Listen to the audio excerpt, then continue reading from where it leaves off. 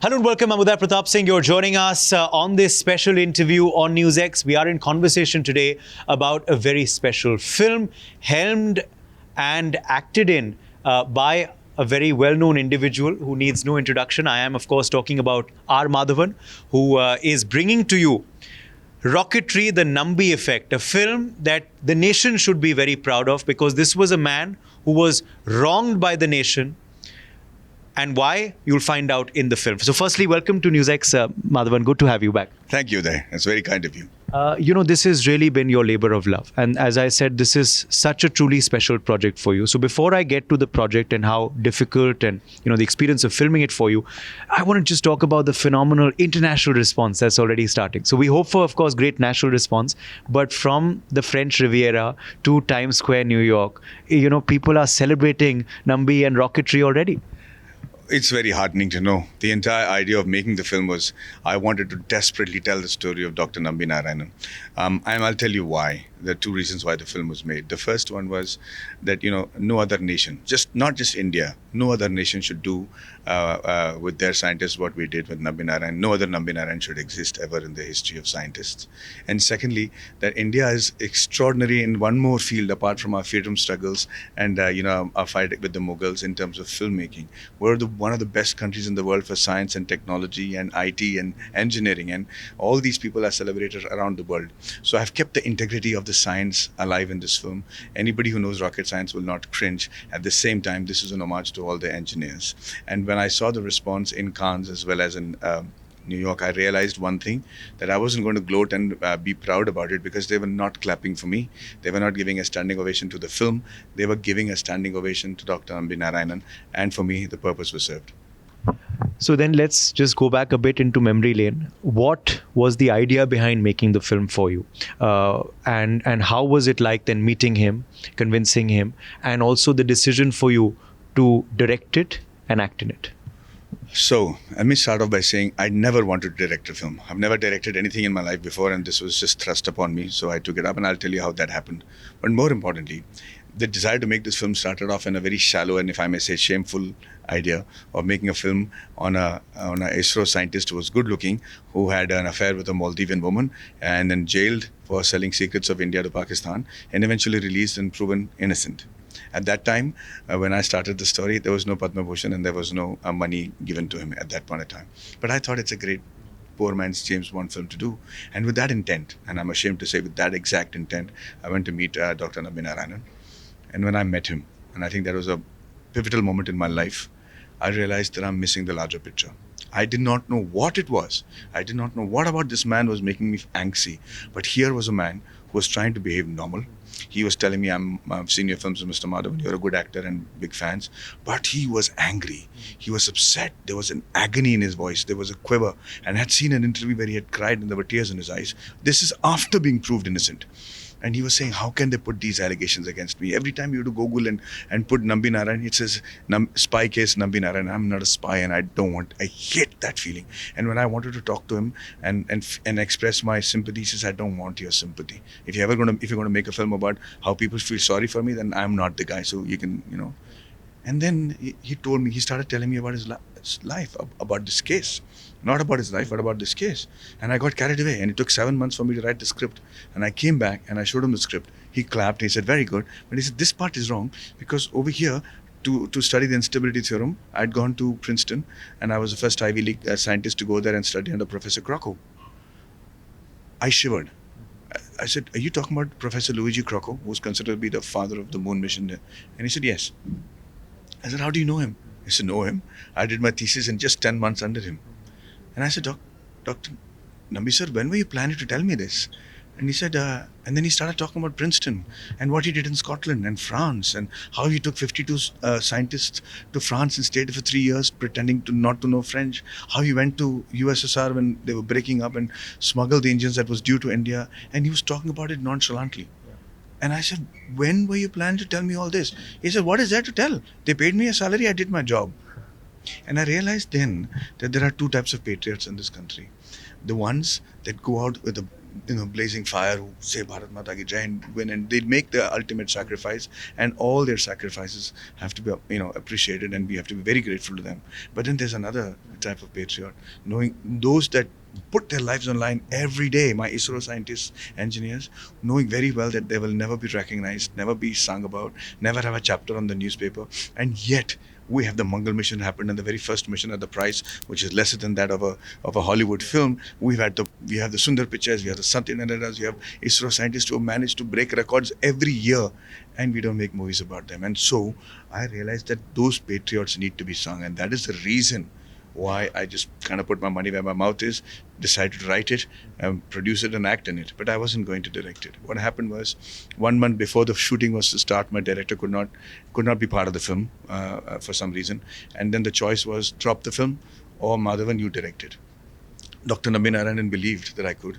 And I think the producers, my funders, who were actually bigger fans of Nambi Effect than mine, and they put their money in it, they believed that I could. And so in a moment of bravado, I said, yes, I'll direct it. But 1 month later, when I was on the set for the very first time, I was, forgive my French, shitting bricks, because there was no way I was going to pull off something like this. We are shooting it in 3 languages, which has never been done before in any movie in the world. We were shooting one shot in English, the next shot in Hindi, and the next shot in Tamil. We were shooting. You wanted it to be seen nationally and be understood nationally. No, internationally, because I don't want Nambi Effect to happen in any country in the world. So it was shot in English because that was the most natural language for the scientists to speak in, because their documentation and conversations, everything is in English in ISRO. The way he dealt with people in France, Italy, and Russia, Georgia, all was in English. And our regional languages as well, to appeal to the north and the south. Absolutely. Hindi, because this needed go across India, and Tamil because he's a Tamilian. Most people don't know that he's a Tamilian. They think he's from Kerala, so he's a Keralite. So I did not know where to start, and I got a call from a friend of mine from the US, and he said, Maddie, you've reached here. You've started. What's going to happen is going to happen. But take your first shot. Just make sure you take your first shot. What I want, and make sure you get what you want. And then we'll see what happens. And that one shot has now led to this film being done.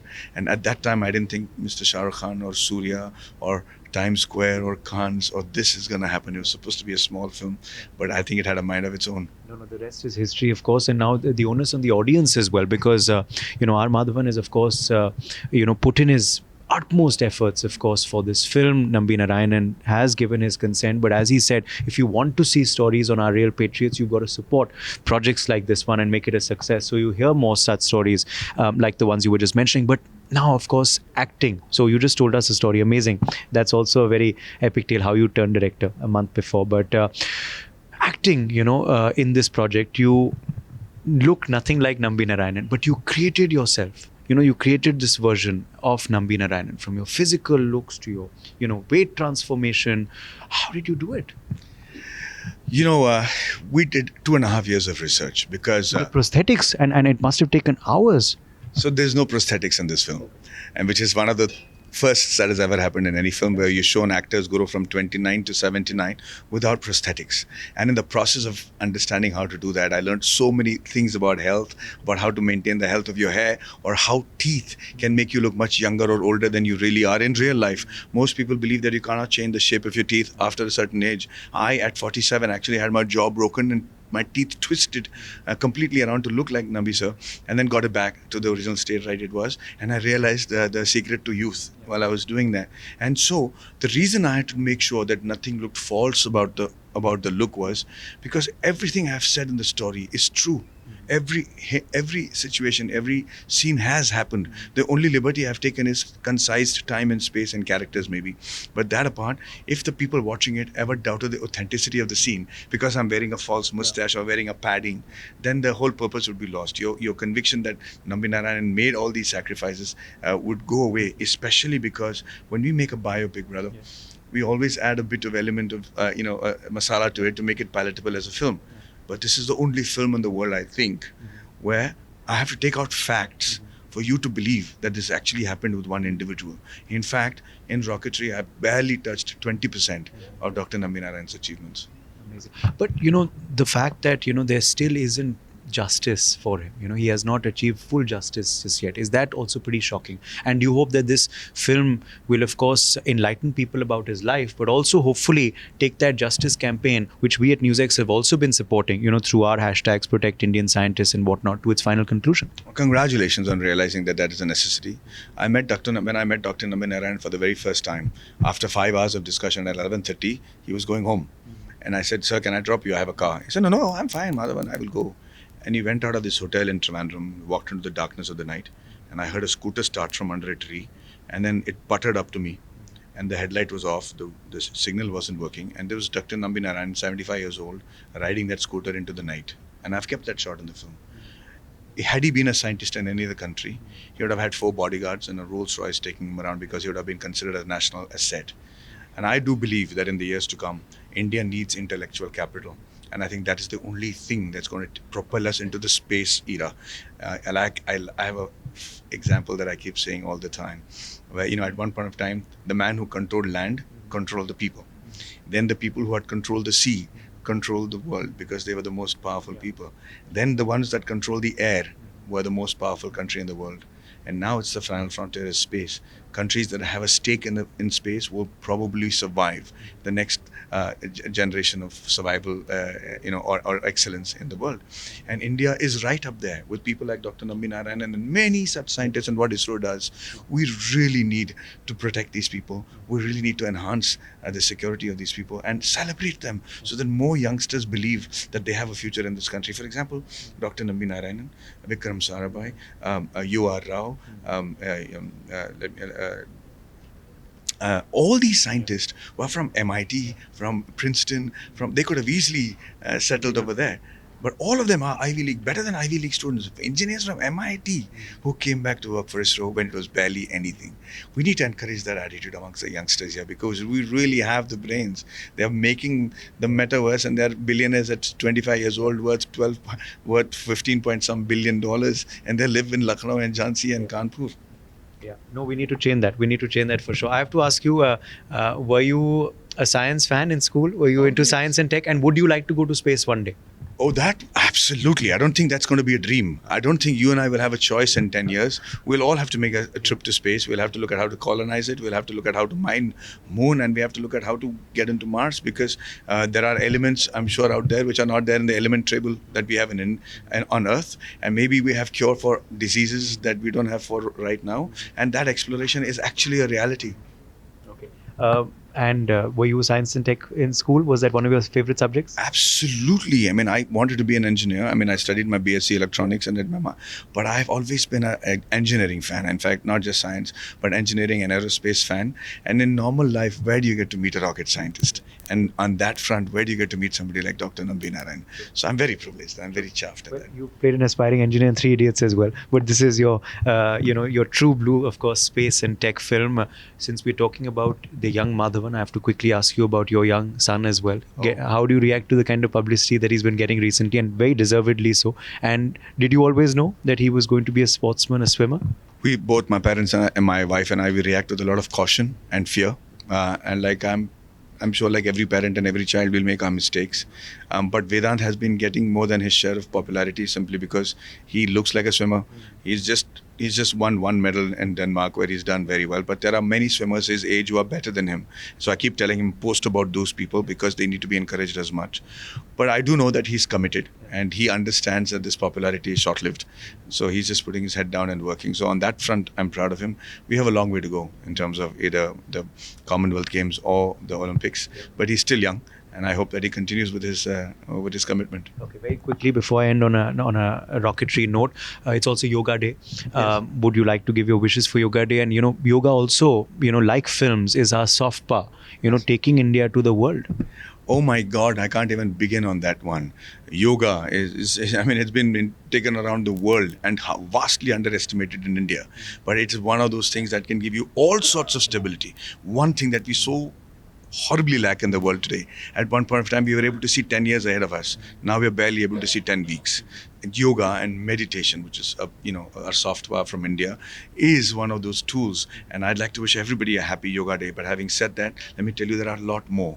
The Mars mission was possible in the very first attempt at a fraction of a cost of what the rest of the countries did, who spent 900 million after 37 attempts and everything. The reason it was possible at such a small price in the first attempt was because they used the Indian almanac. They used the Indian Panchang. And the Panchang is one of the most accurate celestial maps known to man. And we still don't know who made it, how we got it, and how it happened to us. We're only using that for finding the Kundali for marriages. So these are the soft powers that we need to explore and find out how they are contributing to our intelligence. Okay. Finally, well, people in France, of course, and abroad have watched this film. We hope to watch it, and I am dying to watch it. So is our team at NewsX, of course, and I'm sure so is the country. But what was Dr. Nambi's first reaction when he watched it? And where was that and when was that? Tell us about that. I'm going to tell you a part that doesn't look like I'm flattering myself, because there is no need to. I don't know how the film will do. But I do remember him seeing the film. He had a flight to Trivandrum at 6. At 4 o'clock, he got out of the movie theater. He said, I want to go to the toilet. He came out and he said, Madhavan, I think I should leave for the airport. Everybody in my office was waiting for a reaction from him. And he said, and we were all like, what? Either he's loved it or he's hated it. And he said, he went to the lift and I said, sir, please say something or else there'll be 18 men in this office who will have a heart attack. And he just got out of the lift and gave me a hug and I said, I will call you. And like always, Nambi Narayanan answers the question you ask him. Even at this age, he's sharp as an arrow. He will answer the question you didn't ask and he will also answer the question you're going to ask. That's how much of a perceptive man he is. He called me at 8 o'clock at night and he said, Madhavan, I took my time because I wanted to figure out what I was going to say. He said, I have seen more things than most men will ever see. And I've seen more things than most men should see. And I thought I'd seen everything else. But now I saw your film. And my question was, I'm going to make a lot of people jealous and a lot of enemies after seeing this film in terms of the fact that they will be jealous of me. But I was questioning how much of that film is actually truth and how much of it is fabrication. And my answer is that there's nothing about that film that is a lie. So he says, thank you for giving me the desire to live longer to see the outcome of this film and see how people will react. And for that, I'm very grateful. And I think that's the best compliment that I could have asked for. No doubt. Kudos to you for making it as accurately as you can, and all the very best to you for the film and the release, and of course the response and the effect, the Nambi effect that will be seen now world over. Thank you so much for joining us. Thank you, Uday. You're very kind, and thank you for the research. अगर आपको हमारा ये video पसंद आया हो तो video को like करें और चैनल को सब्सक्राइब करें और हाँ, बेल आइकन को दबाना ना भूलें ताकि आप तक वीडियो का नोटिफिकेशन पहुंचता रहे। देखते रहिए इंडिया न्यूज़ एंटरटेनमेंट।